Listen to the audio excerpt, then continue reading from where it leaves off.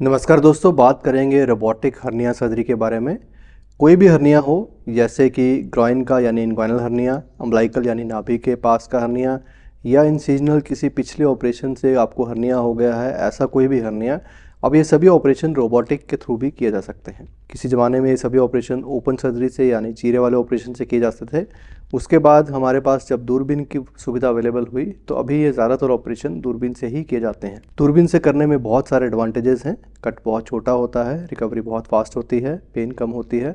लेकिन इसे दूरबीन से करने में कुछ प्रॉब्लम्स भी सामने आती हैं, जिसकी वजह से बहुत सारे लोग अभी भी इसे ओपन से ही कर रहे हैं। दूरबीन के जो इंस्ट्रूमेंट्स हैं वो काफ़ी लंबे होते हैं।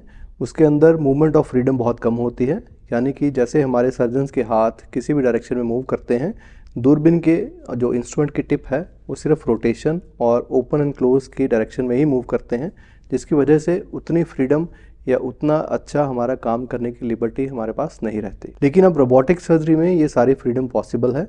रोबोट की जो टिप्स हैं वो सर्जन के मूवमेंट्स के हिसाब से ही मूव करती हैं।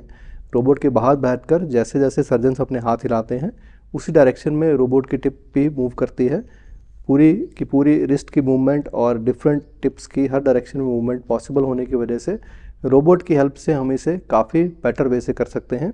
इसमें प्रेसिजन और बढ़ जाता है और सर्जन के पास फ्रीडम भी ज़्यादा हो जाती है। इससे डिफ़िकल्ट ऑपरेशंस करने में हेल्प मिलती है। कोई भी हर्निया हो एब्डोमेन का, अगर आपके पास ये अफोर्डेबिलिटी है, क्योंकि रोबोटिक सर्जरी लेप्रोस्कोपिक सर्जरी से कुछ ज़्यादा एक्सपेंसिव होती है। सो अगर आप इसे अफोर्ड कर पा रहे हो या आपका इंश्योरेंस इसे सपोर्ट करता हो तो डेफिनेटली इसके ऑप्शन आपको एक्सप्लोर करने चाहिए। रोबोटिक सर्जरी में और भी कई सारे एडवांटेजेस हैं। जैसे लेप्रोस्कोपिक सर्जरी में नॉर्मली 2D विजन रहता है, सर्जन को डेप्थ की परसेप्शन उतनी अच्छी नहीं रहती, जिससे भी प्रेसिजन कुछ हद तक कम होता है। जबकि रोबोटिक सर्जरी में 3D डेप्थ होने की वजह से सर्जन्स बेटर परफॉर्म कर सकते हैं। हर्निया सर्जरीज कुछ डिफ़िकल्ट होने की वजह से इनमें टाइम ज़्यादा लगता है, और जैसे जैसे दूरबीन से सर्जन से परफॉर्म करते हैं उनकी बॉडी पर स्ट्रेस पड़ता है और उन्हें फटीग फील होना शुरू होता है। जबकि रोबोटिक सर्जरी में सर्जन्स को फटीग नहीं होता इतनी जल्दी, और वो लास्ट तक अपने फुल स्ट्रेंथ के साथ काम कर सकते हैं। हर एक के हाथ में एक फाइन ट्रेमर्स रहते हैं।